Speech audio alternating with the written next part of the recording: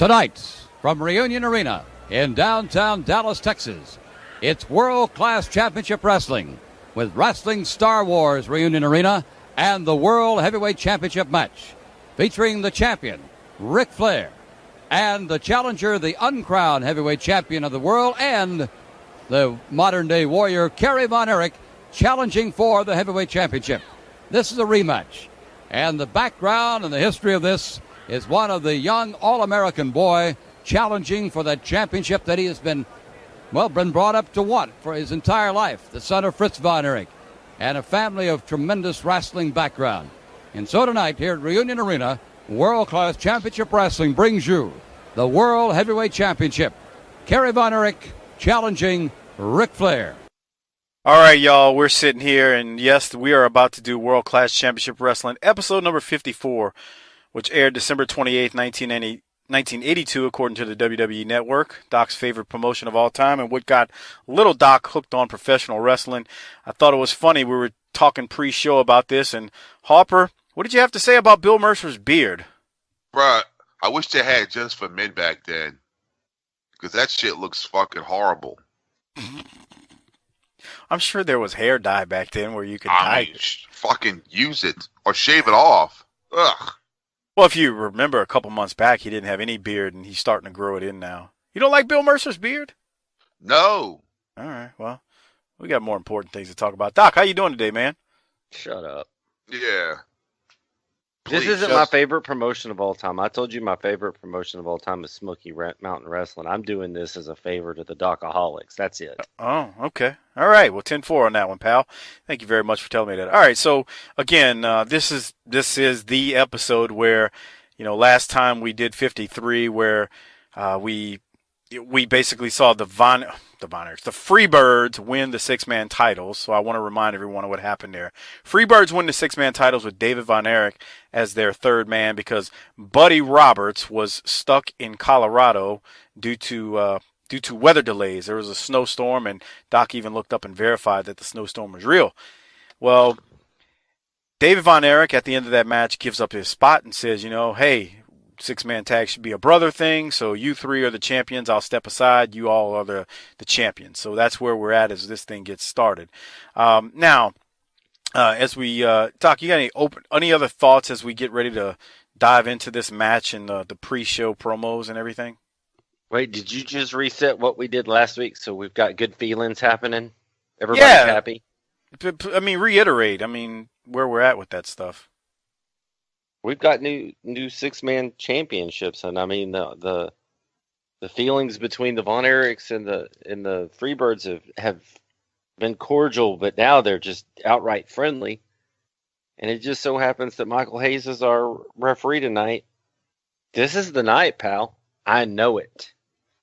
I mean, we're at the point, I'll throw it to Harper, the Freebirds and Von Erichs, just to reset too, they're at that live, laugh, and love stage, right, Harper? Yeah. I forgot they were this fucking buddy. Me too. Because when I think of the Freebirds, I think, okay, heels for the most part. I knew that this happened. I remembered the explosion of the territory and the fire that lit the fuse. But I didn't, I guess in my mind, I was so young, I didn't remember them being so buddy like before, which I guess makes more sense. You're so close and that's why it makes a lot of sense. Doc, did you remember them being so friendly? Like this? Yeah, because okay. That's what makes it. That's what made it. It was pretty famous around here, and they'd even talk about it in the feud later on. Is like how it didn't start this way. So yeah, it's crazy. Okay, so the next segment, as we jump into this before the match, because they do a couple of things before the match. Bill Mercer, and I'm not going to play this. Bill Mercer throws us to a match where Kerry and Rick are fighting each other. It appears Kerry wins the title from Rick here. It's just how it was back then. Again, everybody was doing Dusty finishes, not just Dusty. Dusty gets a name, but Dusty was just doing them on national TV. Right. You can't blame Dusty. Everybody did Dusty finishes. But anyway, so there was a 2 out of 3 falls match for the NWA title. And long story short, Rick does retain, obviously. Harper, did you have anything from that segment? I was going to play it, but I think there's no need to. I mean, it's just a Dusty finish. Rick retains. It was a standard dusty finish. Just like, I mean, that's the first thing that popped into my head. Yeah. And I love that guy. Did you see that guy in the crowd with the Pinball Wizard shirt? I fucking wanted that dude. I was like, I gotta have that fucking shirt, man. How badass is that? A Pinball Wizard fucking t-shirt. I love Harper because he always recognizes the people in the crowd and the little shit. It's the little things, brah. Yeah. I'll have to go back and rewatch it to see if I can find it. But Doc, anything from that you wanted to share? No. All right. So let's get into it now. Now, Mercer, after that, throws us to Kerry, who talks about going for the NWA title, and also Mercer throws it to Ric Flair. Now, the audio is jacked up. It's fucking slurred. I guess it's the network. It ain't me, I can tell you that much. So let's play now the promos from them before the match. This is a big fight feel, if you ask me. Here it is. Tonight, before this World Heavyweight Championship match, we had a chance to talk to both wrestlers. First, let's talk to Kerry Von Erich about his challenge. Yeah, Bill, I feel great about tonight. You know, I got all my friends here. I'm mentally ready and physically ready. And, Bill, I can't wait. I'm really excited. You know, Reunion Arena is the hot spot of the country right now. And it's Ric Flair versus Kerry Von Erich. And it's very exciting to me. And the air is just electrified out there right now. The people, you can feel the tension. And the people are ready, and I'm looking forward to getting in that cage. And on the other side of the ring, the dapper and confident world champion, Ric Flair. Here are his comments. Well, of course, I'm always concerned about a top contender like Kerry Von Erich, but this time Von Erich has put himself in a position. I'm not only talking about Kerry, I'm talking about the whole family, the old man included. Fritz himself. They put themselves in a position where it's a do-or-die situation. I'm the world heavyweight champion. I'm the greatest wrestler alive.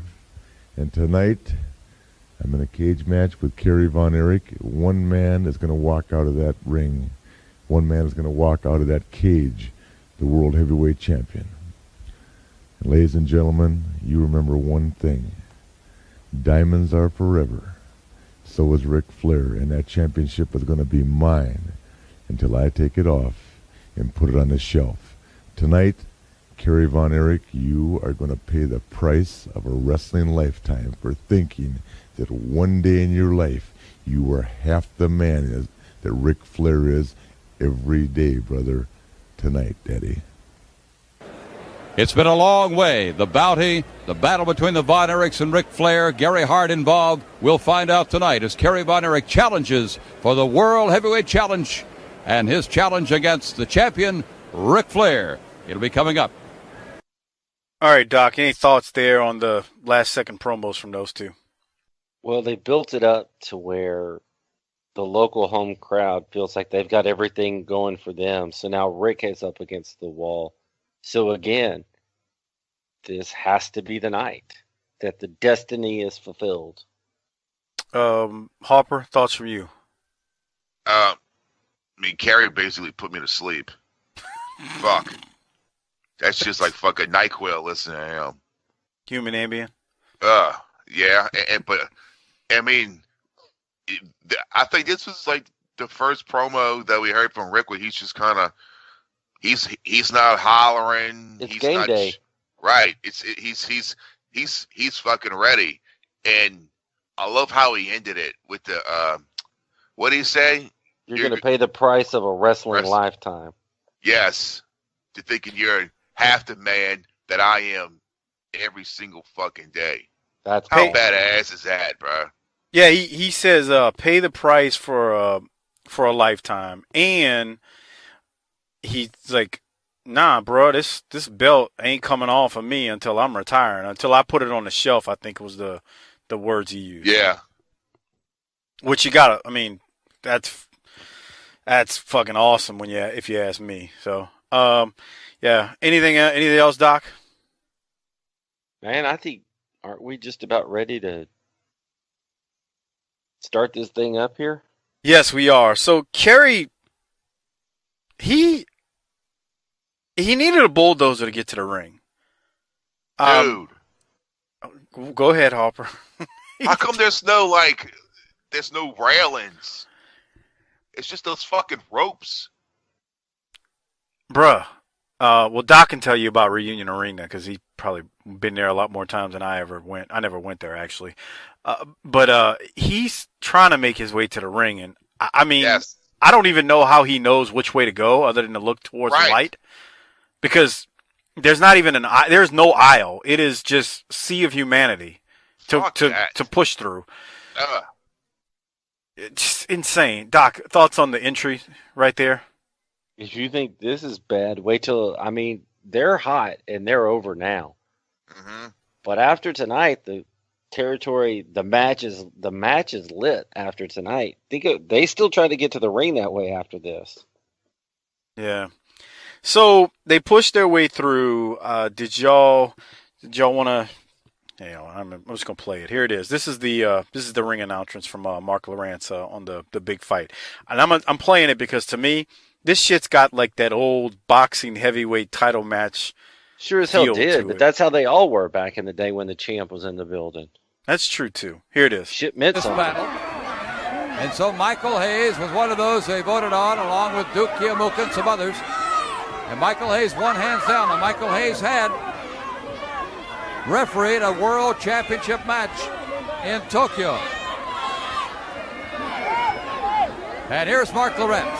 Ladies and gentlemen, the match the world has been waiting for the World Heavyweight Championship. This match, inside the steel cage, no disqualification, no time limits. There must be a winner. First challenging for the belt tonight, 255 pounds from Lake Dallas, Texas, the man known as the modern-day warrior and the uncrowned world champion, Kerry Von Erich.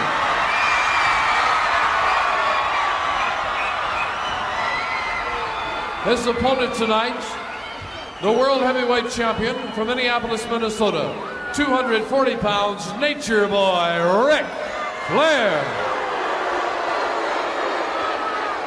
Listen to that. David Manning, your referee, and special referee, Michael Hayes. No disqualification. And there are the rules and regulations. No disqualification. And here is Michael Hayes, the special referee. I just want to say this real briefly.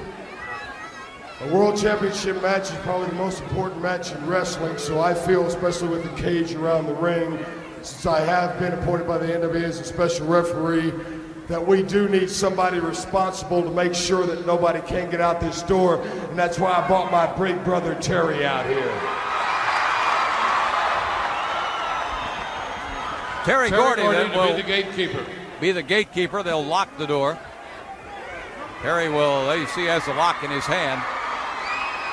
Well, he'll watch the door. The seconds will move out. Kerry Von Erich will. All right, so Gordy's the gatekeeper. Doc, your thoughts on anything in the introduction? Well, we just put into something else in Ric's way. How is he going to get out of here with the belt? There's no way. Yeah, he's all the cards are fucking stacked against him because you had the special guest referee, which is Michael Hayes, which is a buddy with fucking Kerry. You got Terry's man in the fucking door. He's basically fucked. This is the night. Mm-hmm.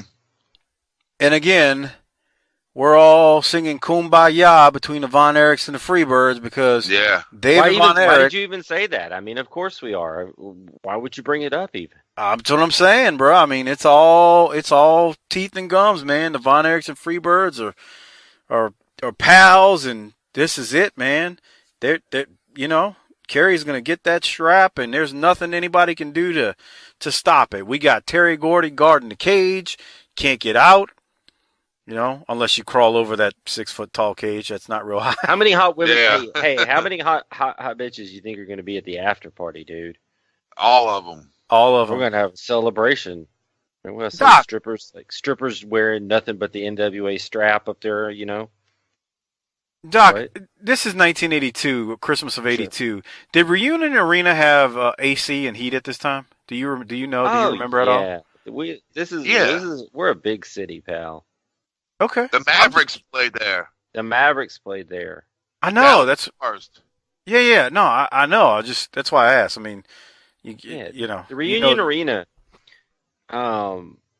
wasn't very old either. So it's not. I mean, the Sportatorium was built like the turn of the century and shit. Reunion was a new building built to house the Mavericks. So, yeah, I mean, it had amenities for its time. It had only been open 2.5 years at this point. Yeah. Okay. All right, I got you. All right. So I was just curious. I mean, I thought so, but wanted to double check. All right. So we Kerry's in there now. And we finally, this match kicks off. So I'm gonna go through my notes. Y'all stop me if there's anything you want to add and whatnot. I'll stop after each point. So about 8 minutes in, Rick has his head rubbed across the cage, and it's time to get a little juice, and the blood finally starts flowing. And that's at that point that I notice Michael Hayes is starting to get pushy in the cage, although be it with both participants. I don't find him showing any favoritism at that time. Harper, any thoughts from you there? Yeah, I was thinking the same thing. He's being what'd you call it? He's like calling it down the line, right down the middle. Yeah, right. He's calling it right down the middle, and he's kind of getting kind of pushy with both of them. He's the enforcer here. Yeah. Yeah, he's being pushy with both of them. There's no favoritism on either side. So we keep going, and then about the 15-minute mark, Rick puts Kerry in the figure four, but Kerry does find a way to reverse it. The fans, they're going nuts. They're going ape shit the minute he reverses it.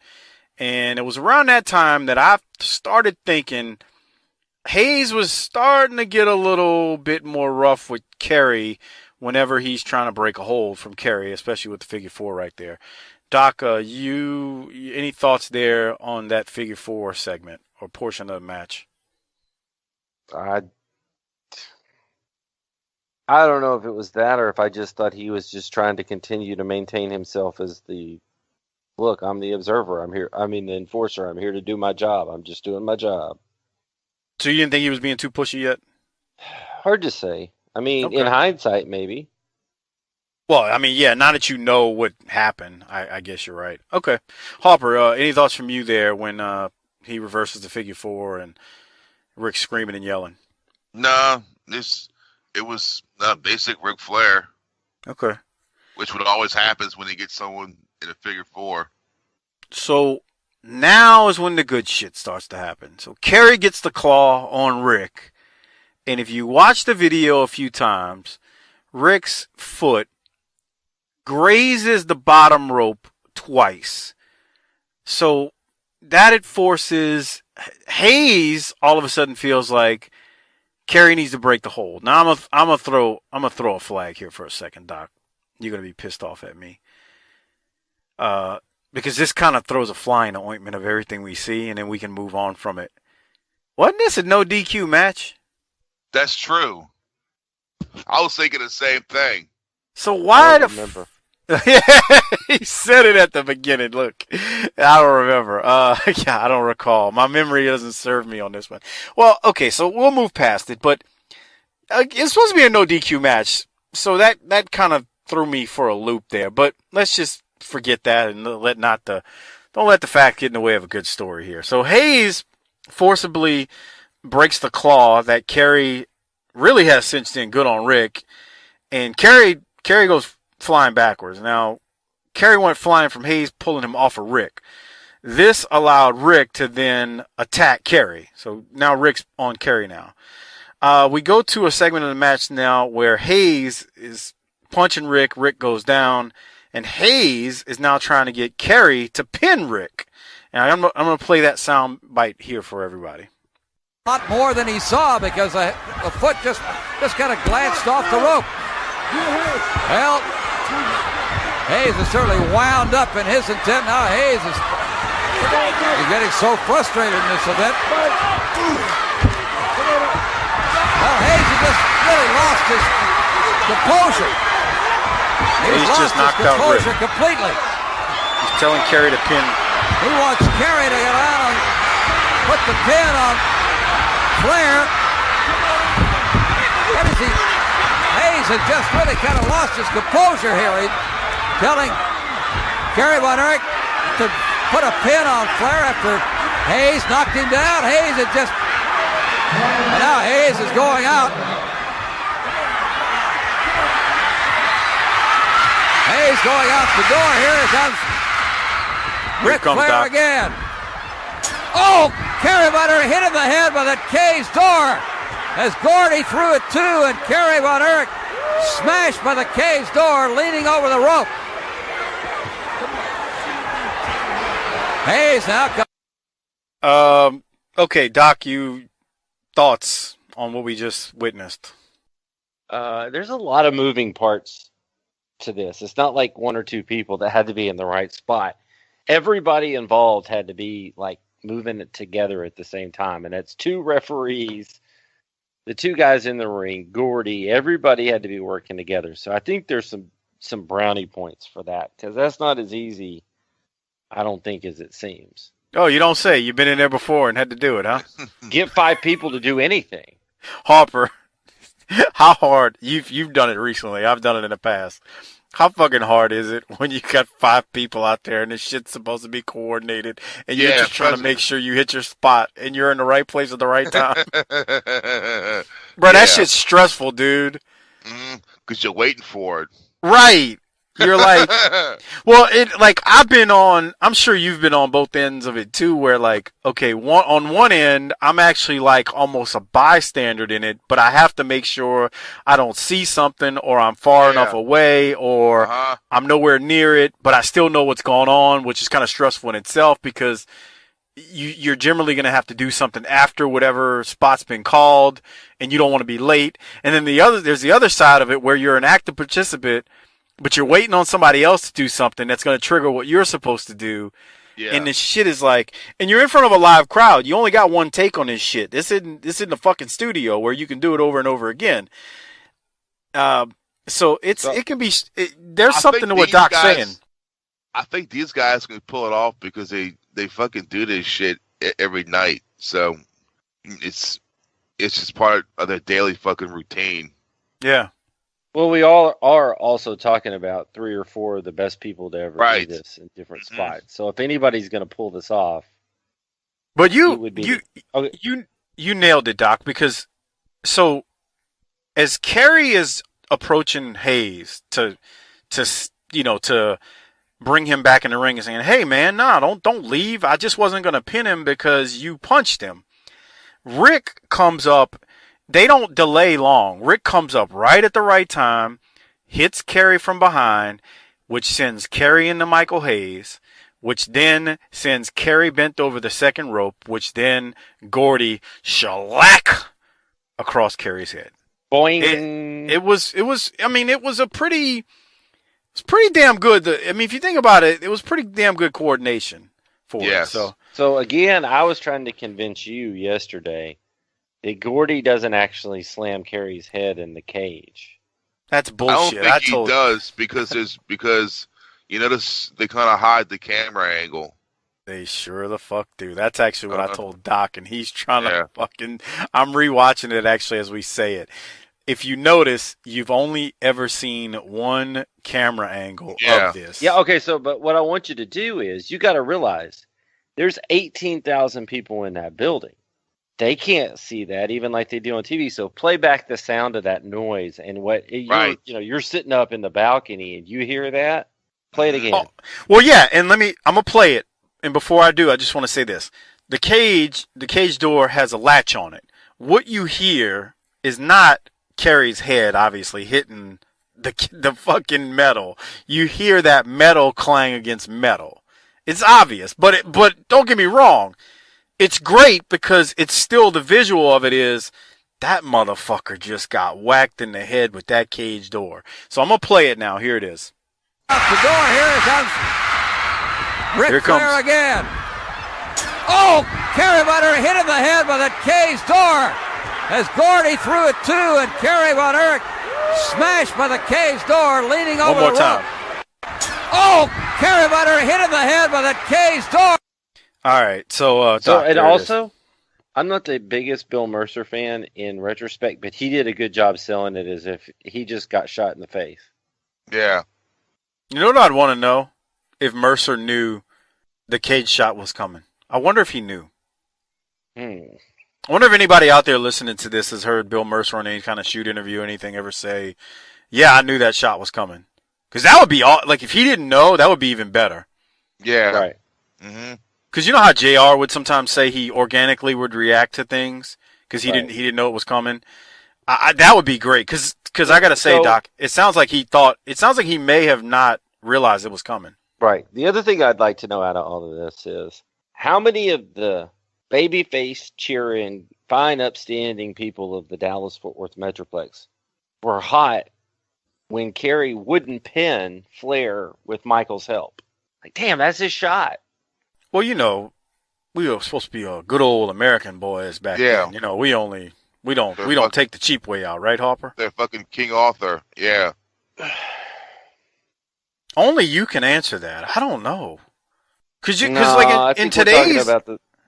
today's environment, it'd been like, he's a fool. You fucking moron. Yeah. But what I don't, that's the question I'm asking is, I was 8 years old. I don't know what the thought was back then.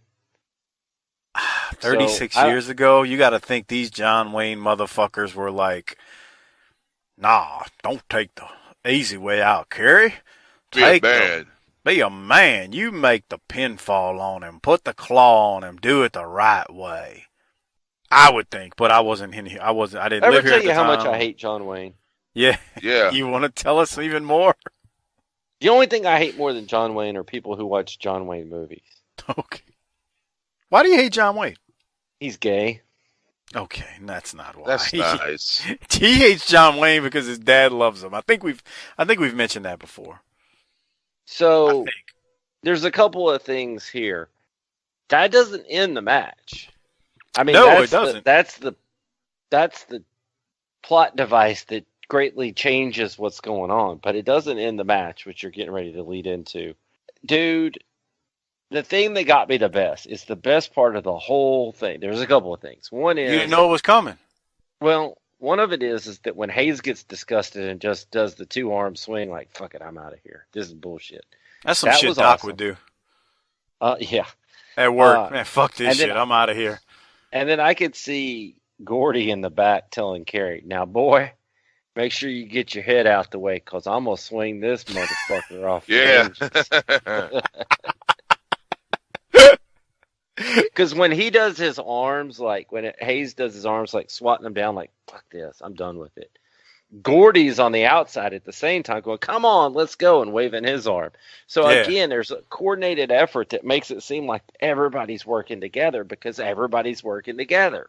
Like, come on, Michael, let's get out of here, Michael. Fuck these guys. Fuck let's go these drink some motherfucking beers. Von Erichs, man. This is some bullshit. And then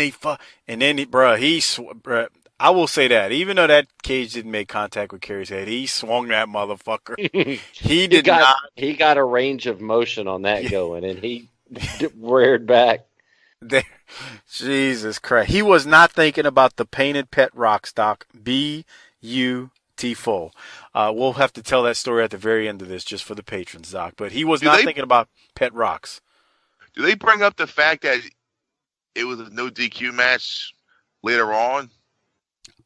No, they never do. That's why I said if you really wanted to fucking poke some holes in it, you could with that, because that's the part that doesn't make sense. Here's the hole I want to poke in it. How was this show aired 3 days after Christmas when this ran on Christmas, and it's aired 3 days after Christmas, but this is the second week of Christmas Star Wars shows? They showed matches from Christmas the week before. How could all that happen in 3 days? I don't. But see, you're basing that off of when the WWE Network is saying this aired. Fuck those motherfuckers. Yeah, we don't know. I'm just telling you the date that it's on the network. I don't know. You know what's going to make me insane? Insane. What? Capital I, insane, crazy, committed to the Cracker Factory, insane, is that here in the next few months, when the entrance music starts getting jacked up, because this was the place that did the, may not have done it first, but they had some of the best entrance music in this feud ever, because the Freebirds would come to, before they wrote Bad Street, they would come to the ring with Freebird from Leonard Skinner. Awesome. For them. Awesome. The Von Erichs would come to the ring with LaGrange from ZZ Top.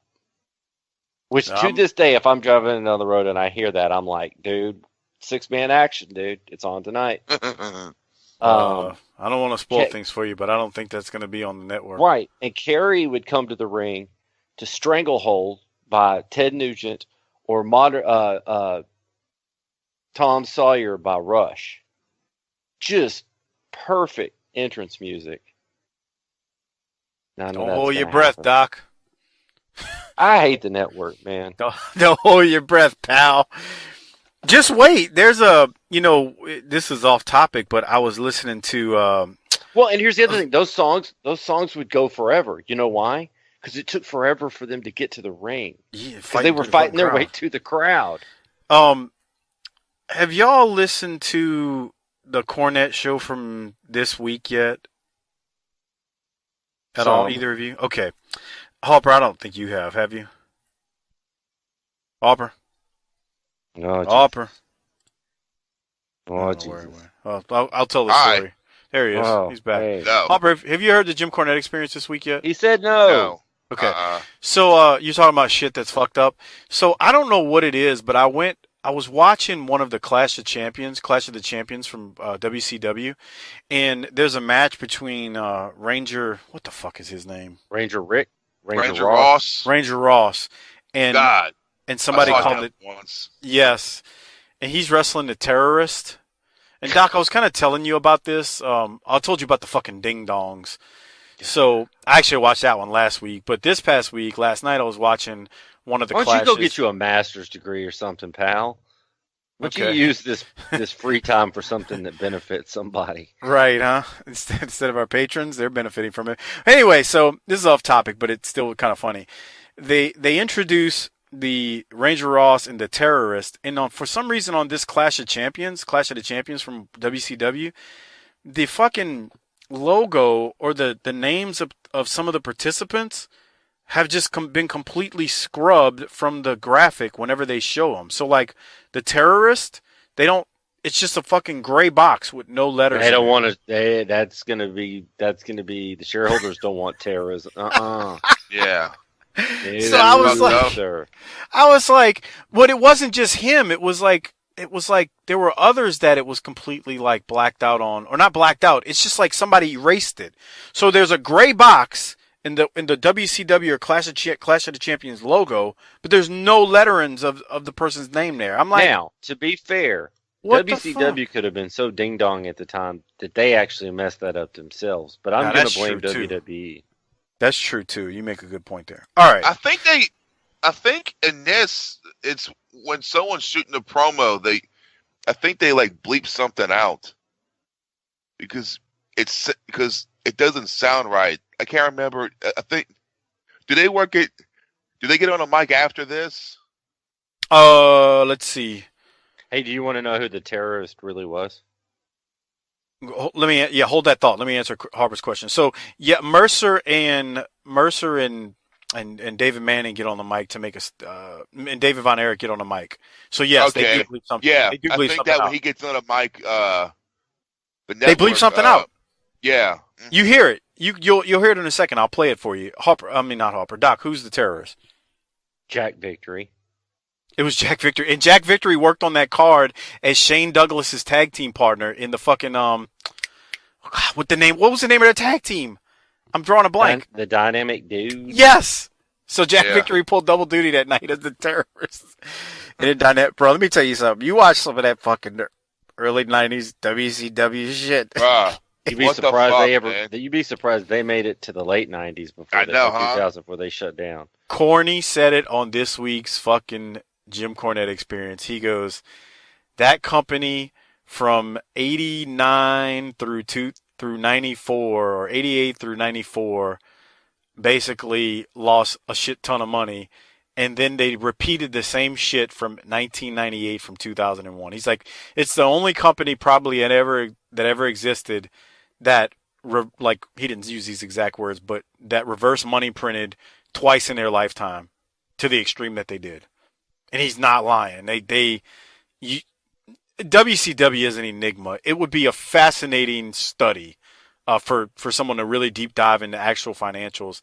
Not the way Corny's doing it, but just in general, like to write a book. I guess there is a book about it. I don't know to think about it. But anyway. Well, I don't know that anybody came here to listen to that shit. So let's get back to the Dallas area, because that's what I'm interested in, pal. So from there, after the cage shatters on Kerry's head, the match ends when David Manning, the referee who has left, decides to stop the match because Kerry is out of it and he's not able to defend himself, which initiates Kevin Von Erich and David Von Erich running down to get in the ring, and they are angry. They're pissed off. They're not happy with what went down. Now from there, did you want to talk about that, Doc, real quick? Well, I think it's interesting here because we know for a fact that David Manning is there. He's our guy. So, and we know how bad he wants Kerry to win. So if he stops it, it adds legitimacy. Like, well, he was only doing the right thing for Kerry, right? Right. I agree there. Harper, anything from you on the end of the match? I mean, like what Doc said, he was their guy. He was their, I guess you want to say, a good guy ref. So if he stopped it, it must have been serious. And he tells a story of exactly what happened in a later episode in January. Like, he goes over to Kerry at the end of the match and he asks him a question, and Kerry, mutters something to him and tries to tell him something, and that's when he stops it. He actually discloses what supposedly was said at that moment. Now, from there, this is the part that Harper was talking about where they bleep something out. I'm going to play it, but this is the end. This is after the match is over. David Von Erich, Kevin Von Erich, David Manning are in the ring. They're checking on Kerry, and let's hear what happens. Angered and frustrated and bothered about his brother's injury and the loss of the championship as they check Kerry, still lying on the mat. But as the match went on, Michael Hayes became even more aggressive and more... Well, here's David. Gordy!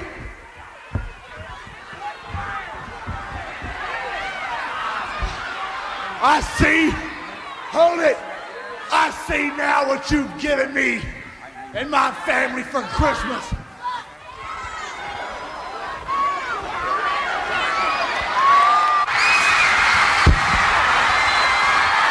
David Von Erich.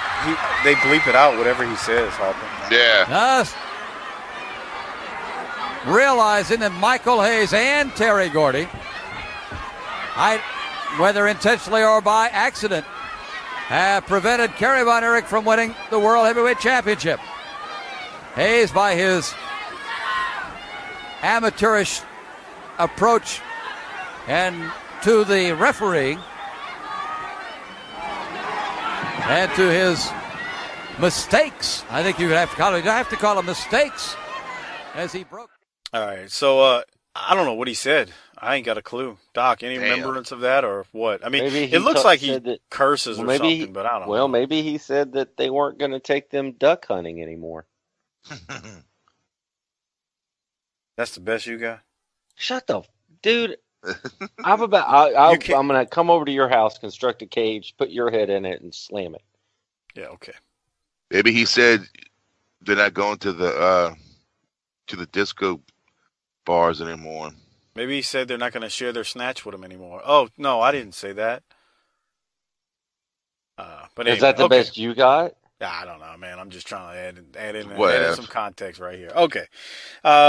So from that, it's pretty much it, man. There's some commentary.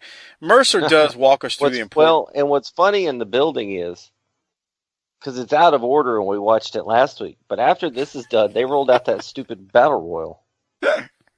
Can you imagine?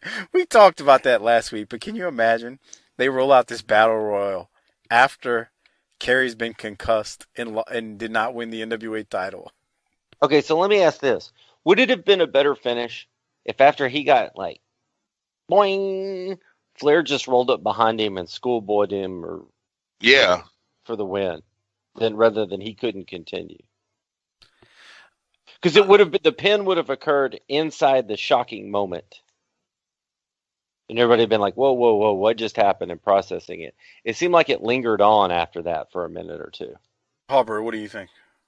I think if you would have rolled them up, or the crowd really would have fucking responded for the 1, 2, 3.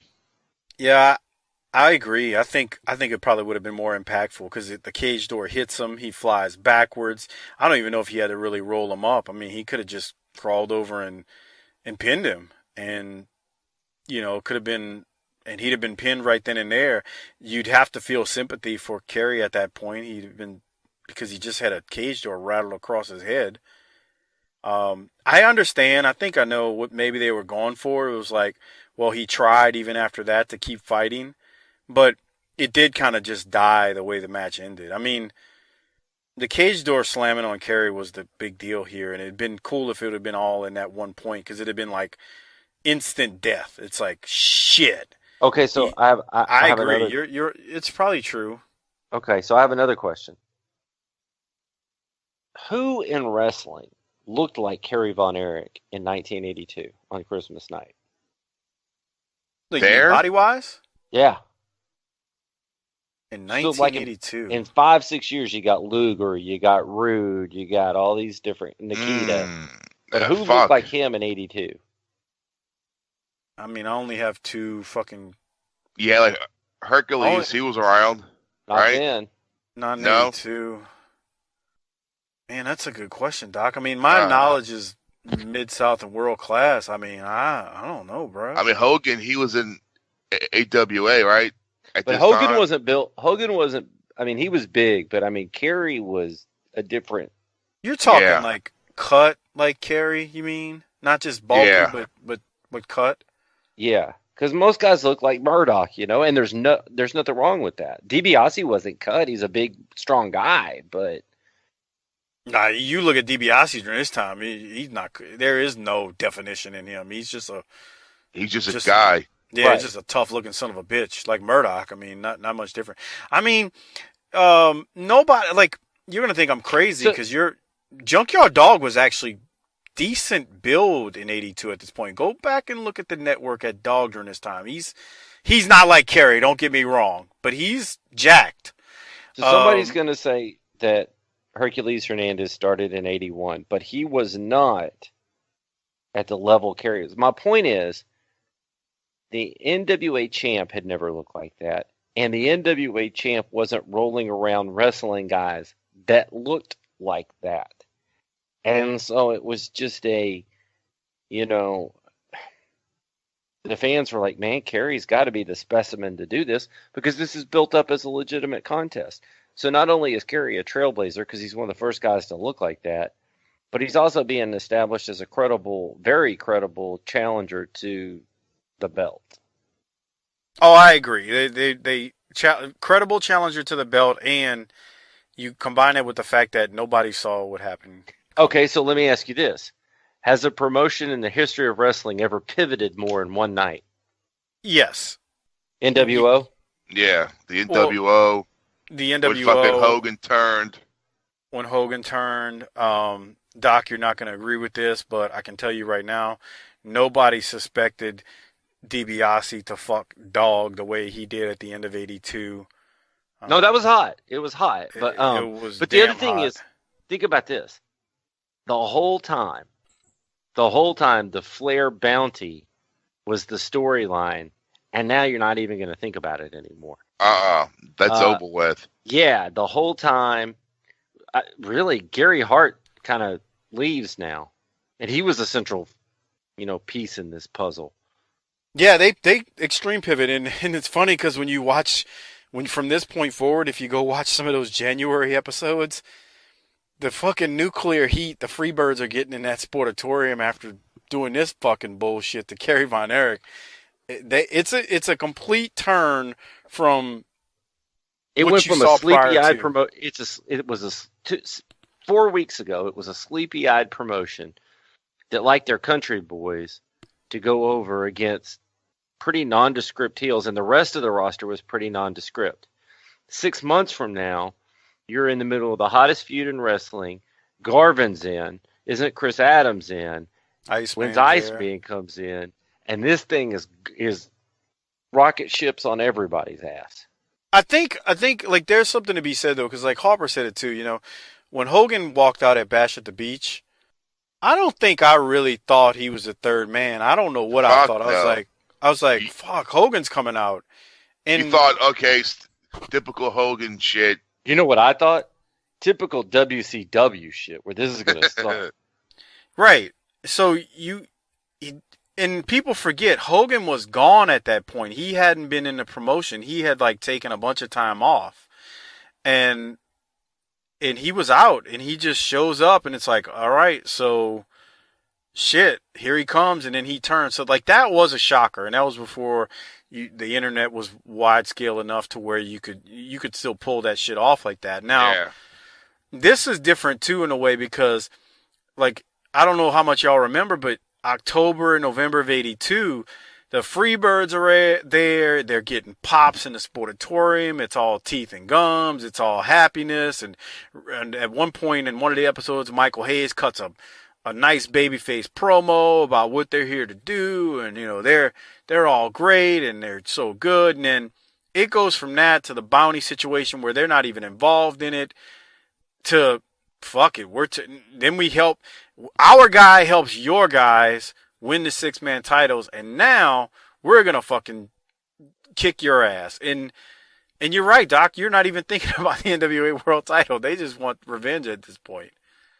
Bro, let me tell you something.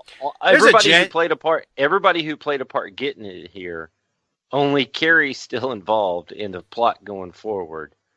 Even though he will wrestle for the world title in the future, but the other thing that's genius beyond belief, and I don't know if it was really Buddy was really supposed to be there, and that was just, we had to decide something on the fly because there really was a blizzard. But the fact that not an hour earlier, David Von Erich helped them win a belt, some straps, is just the icing on the top. That's what I'm saying. Because then, and then he relinquishes the belt, and Michael Hayes is behind him, scoring without the ball. He's like, oh, God. Are you serious, David? Oh, my God, thank you. You're a nice guy. Right. So this was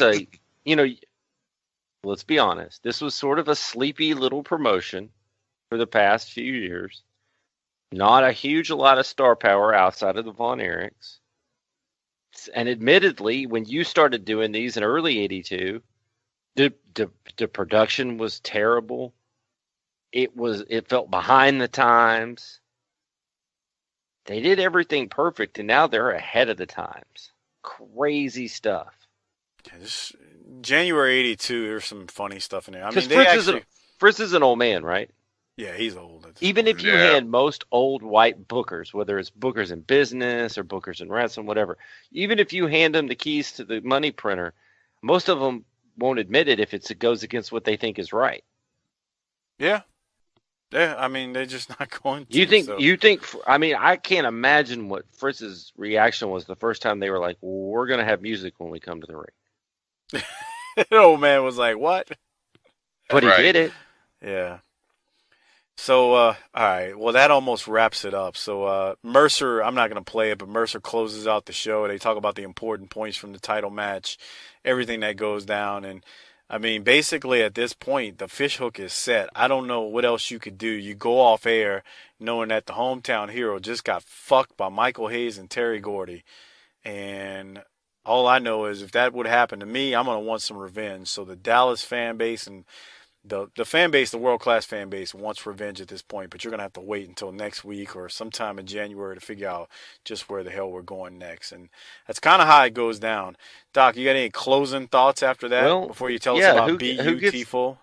Well, who gets the fistful of painkillers? Whoa. What? I think Kerry's going to overdose on a bottle of Somas tonight. Oh, come on, man. I actually would give it to Michael Hayes. I think Yeah. Hayes is the superstar of all of this that made it work. I would say that. All right, well, maybe so.